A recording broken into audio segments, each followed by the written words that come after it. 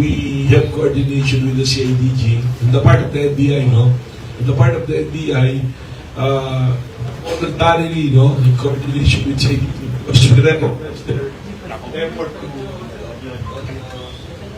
we recognize their effort sa investigation process nila. No? They've gathered the evidence from the Senate, from GSIS.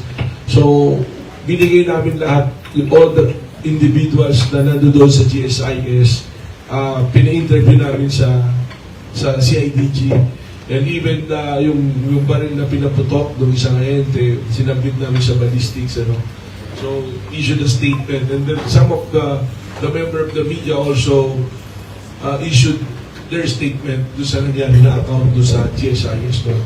So, but those are the things that I can mention because unahan ko na po kayo. I don't want to go through the details na mabalikan po ulit.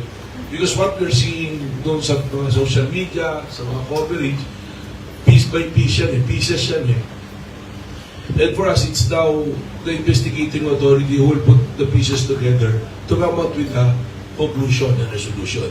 So I recognize the authority by the Department of Justice, gumawa sila ng panel and the Office of the Ombudsman at the same time, and there's an effort also of CIDG.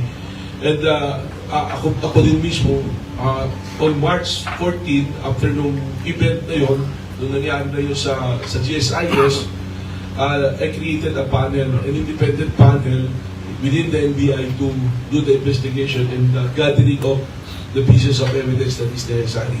So on the end, at our end, almost tapos na kami dyan Dahil the following day, hindi ko pinauwi yung mga taong nagpunta sa GSIS na hindi nakapagbigay ng spot report. And we have the spot report, including the attached evidence to prove or to prove the claim nila doon sa kanilang spot report.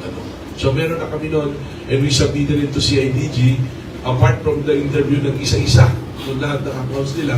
And this morning, we're submitting it to the Department of Justice. So I recognize the authority of DOJ and the Ombudsman on this matter.